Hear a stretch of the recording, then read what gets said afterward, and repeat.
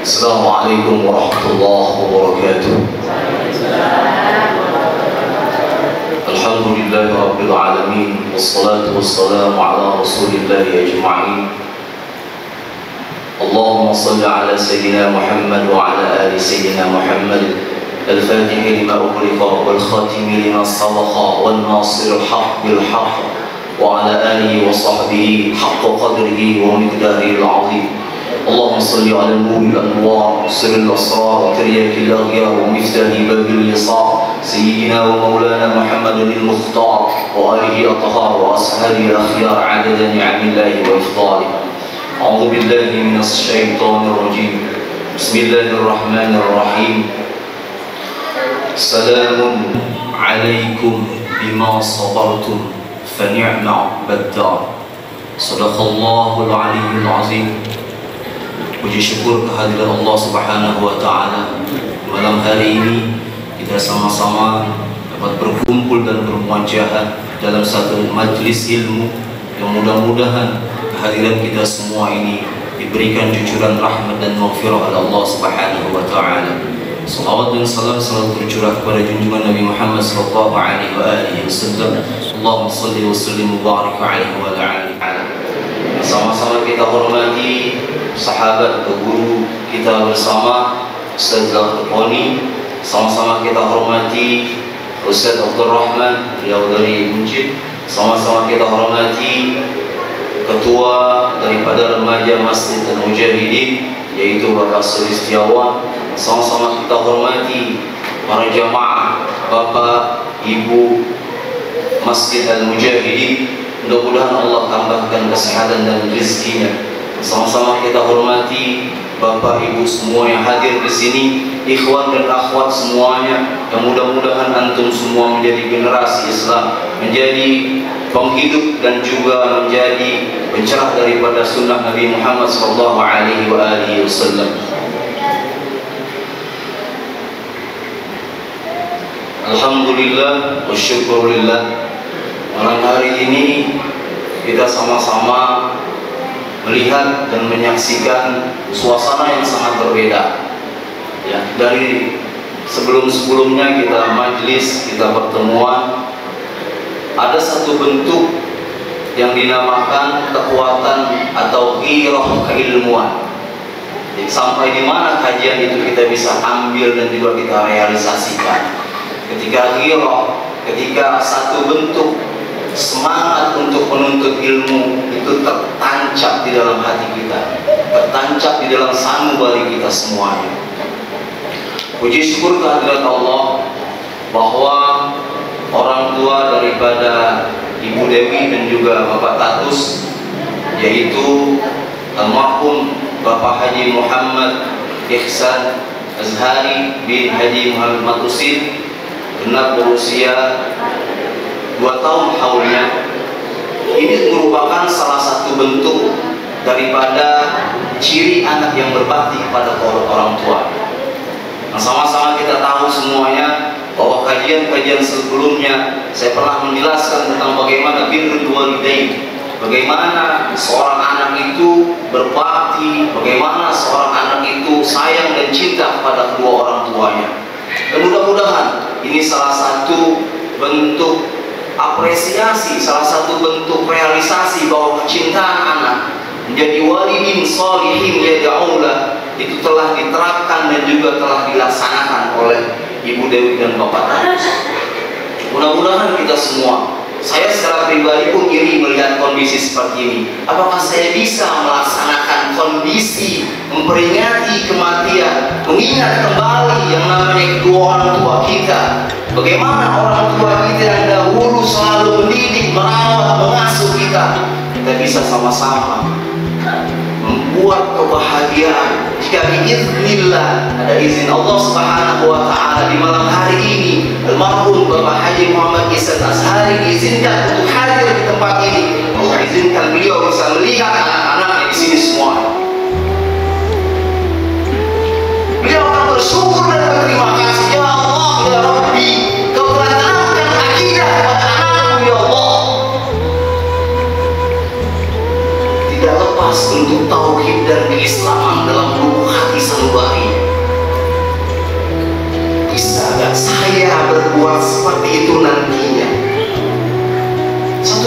kecemburuan, satu bentuk keirian yang harus kita selalu ikuti dan selalu kita akan terus mengikuti bentuk-bentuk hal seperti ini. Bagaimana di tradisi dalam uruf kita, dalam fikih ada bentuk yang namanya hukum atau panduan, dari mulai kita bernas pada Al-Quran dan Sunnah, berkias, yang berhujjah ataupun fatwa ulama, dan ada kategori yang dinamakan uruf. Uruf itu kebiasaan kita, mengikuti daripada magola aulia dan para ulama kita semuanya. Ketika orang tua kita meninggal dunia, kita selalu mengadakan yang namanya acara 3 harian, 7 harian, 14 harian, 40 harian, 100 harian, hingga ketemu masa haul 1 tahun durasi dan juga lamanya kita mengenang orang tua kita yang telah berpulang ke rahmatullah. Ketemu masa haul. Kenapa haul ini bisa dilaksanakan? Dari mana sejarahnya? Dari mana kisahnya? Dalam satu hadis Rasulullah sallallahu alaihi wasallam, wa Baihaqi fi Sya'bi anil Waqidi, kan Nabi sallallahu alaihi wasallam yajur Sya'ban fi uhudi fi kulli hawli, wa idha rafa'a balagha yasbuhu fayaqul salamun alaikum bima sabartum fa ni'ma uqbad dar. Dari Baihaqi diriwayatkan oleh Waqidi mengenai kematian.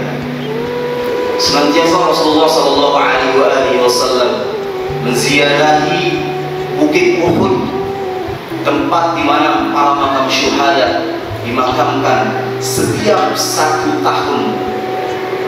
Kelipatannya fi kulli haulin, setiap 1 tahun. Dan ketika Rasulullah sallallahu alaihi wasallam sampai di makam tersebut, Rasulullah mengeraskan suaranya dengan mengatakan di dalam surah Ar-Ra'd ayat 24, salamun alaikum bima sabartum fa ni'ma uqbad dar. Kesejahteraan, keselamatan, wahai orang-orang yang diberikan kesabaran, bahwa kenikmatan adalah tempat di mana kembalimu nanti di sana.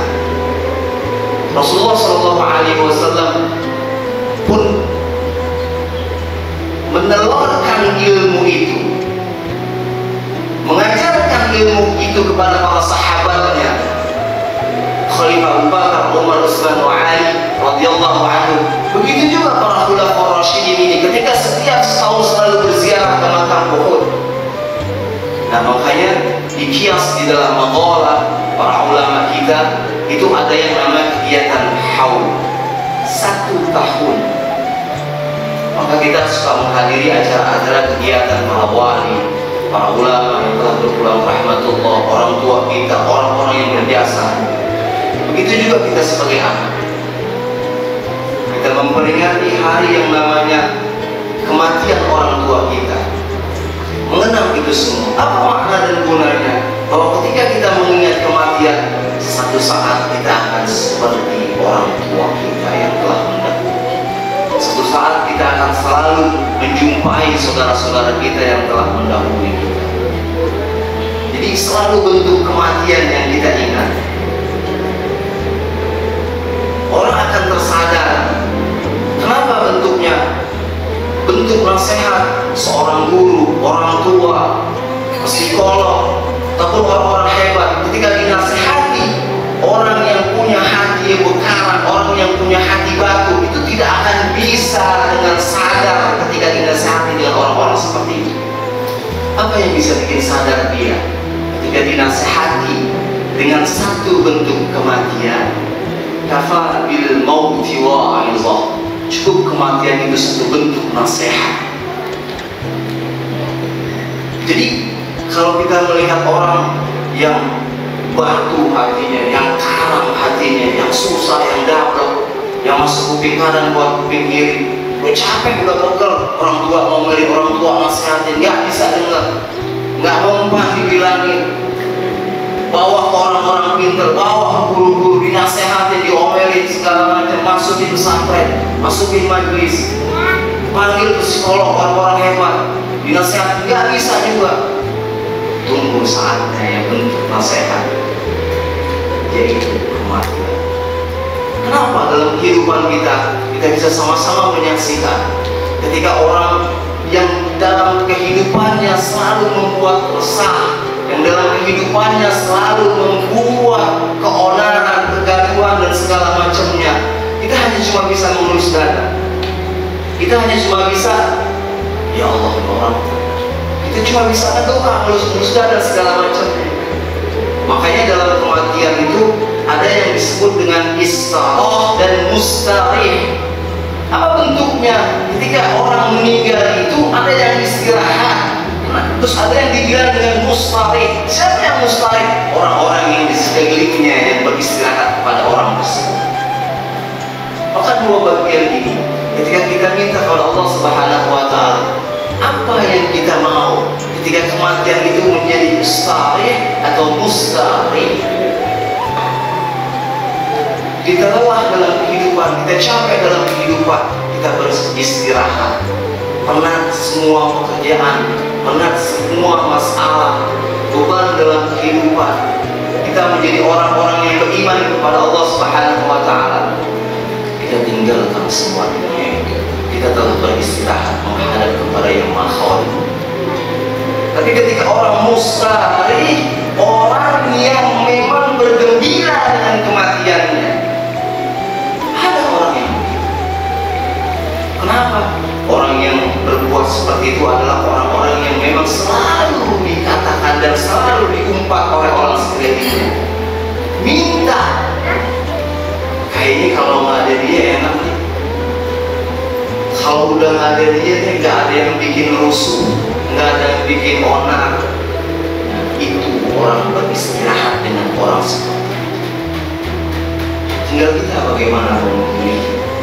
Apakah kita meninggalkan dunia yang fana ini, jadi orang-orang yang selalu dirindukan ketika kehidupan kita, terus berbuat baik, terus berbuat baik. Entah kebaikan mana yang diambil dan diangkat oleh malaikat, dilaporkan kepada Sang Khalik, terus berbuat baik.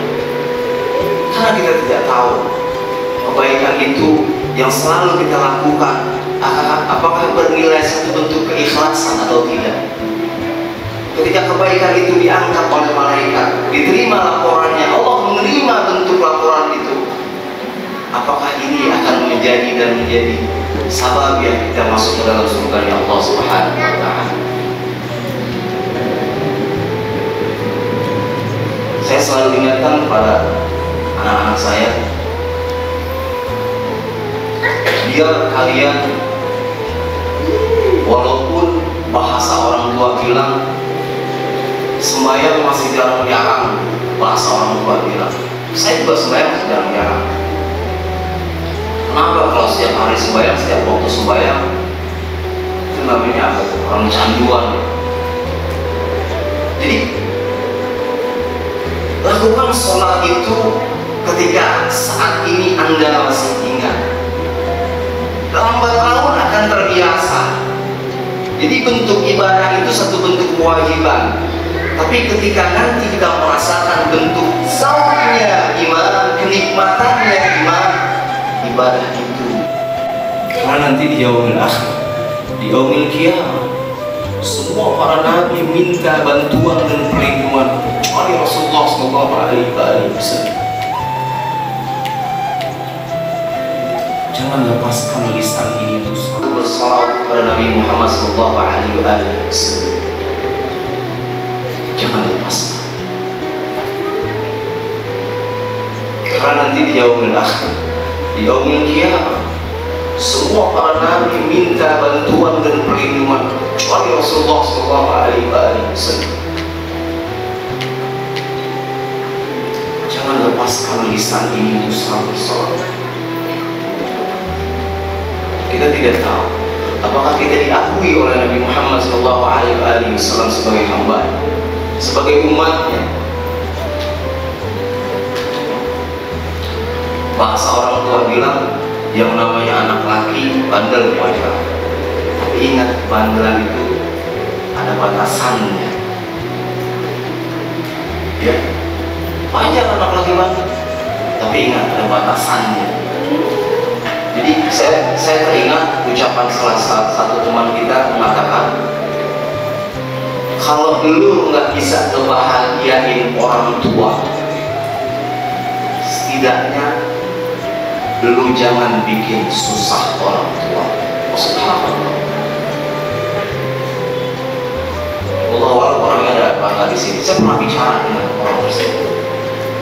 Oh, ini kata mutiara yang keluar dari lisannya, walaupun jasad dan fisiknya itu kita lihat orang biasa, tapi mutiara yang keluar dari lidah dan lisannya. Lu nggak bisa ngebahagiain orang tua, tapi jangan sekali-kali lu bikin susah orang tua.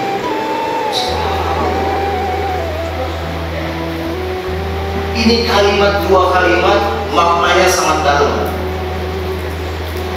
Apakah kita sudah bisa membahagiakan orang tua kita sampai saat ini? Apa bentuk dan realita kebahagiaan itu pada orang tua kita? Apakah kita sampai saat ini kita sudah bisa, satu hal yang bikin orang tua kita tertawa,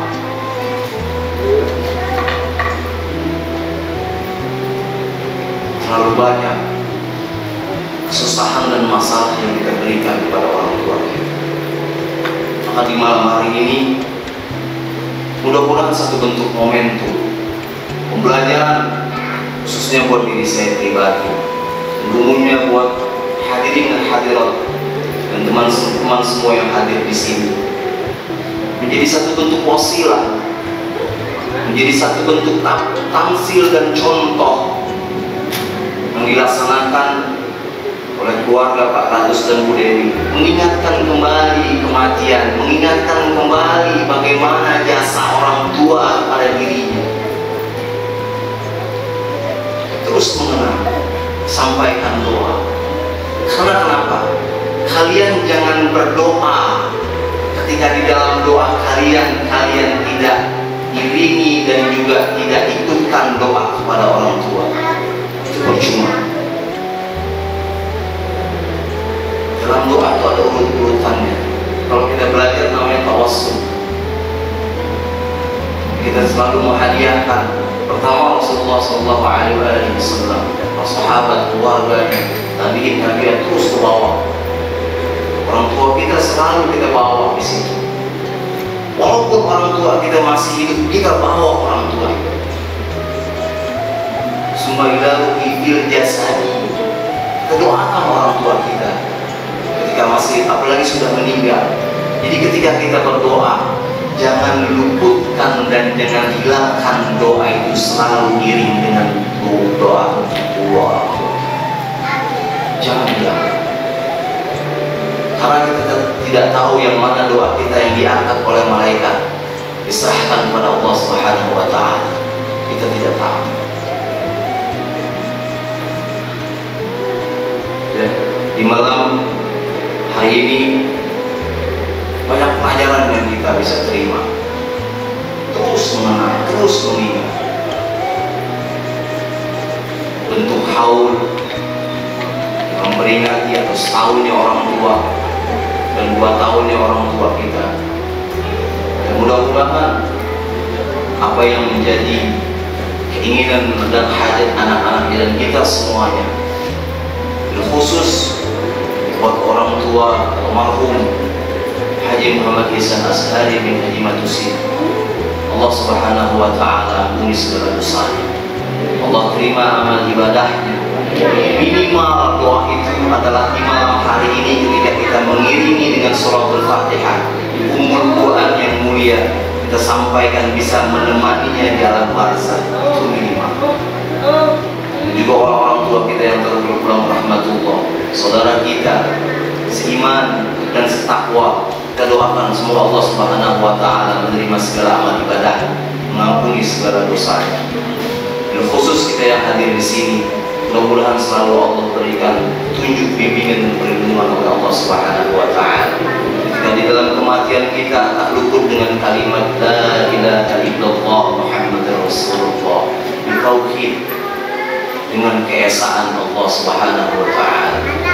Mudah-mudahan kita semua termasuk nanti diizinkan oleh Allah menjadi orang yang kematiannya bi husnil khatimah. Kita baca suratul Fatihah untuk orang tua, khususnya Bapak almarhum Haji Muhammad Ihsan Azhari bin Himatusin, dan juga orang-orang yang telah berpulang rahmatullah. Fatihah ini juga kita sampaikan pada keluarga kita yang saat ini sedang terbaring sakit. Mudah-mudahan Allah Subhanahu wa taala mengangkat penyakitnya, diberikan kesehatannya. Dan juga Fatihah ini kita mohonkan kepada Allah Subhanahu wa taala, kiranya Allah Subhanahu wa taala memberikan keringanan bagi saudara-saudara kita yang tertimpa musibah, yang sedang diuji, yang sedang diberikan cobaan. Mudah-mudahan diberikan kesabaran dan ketabahan. Al-Fatihah diberikan niat, nasihat, barakah, wal mu'jizat wal hajat. Bismillahirrahmanirrahim. Sallallahu alaihi wasallam. Bismillahirrahmanirrahim. Haji Muhammad Ihsan Azhari bin Himatusin. Ijazah Allah min dzikr mawfuril marhamin bi rahmatika arhamar rahimin. Al-Fatihah. A'udzu billahi minasyaitonir rajim. Bismillahirrahmanirrahim. Alhamdulillahi rabbil alamin. Arrahmanir rahim. Maliki yaumiddin. Iyyaka na'budu wa iyyaka nasta'in. Ihdinas siratal mustaqim. Siratal ladzina an'amta 'alaihim ghairil maghdubi 'alaihim waladdallin. Amin. Dari saya cukup sekian, mohon maaf apabila kurang berkenan. Wabillahi taufiq wal hidayah. Wassalamualaikum warahmatullahi wabarakatuh.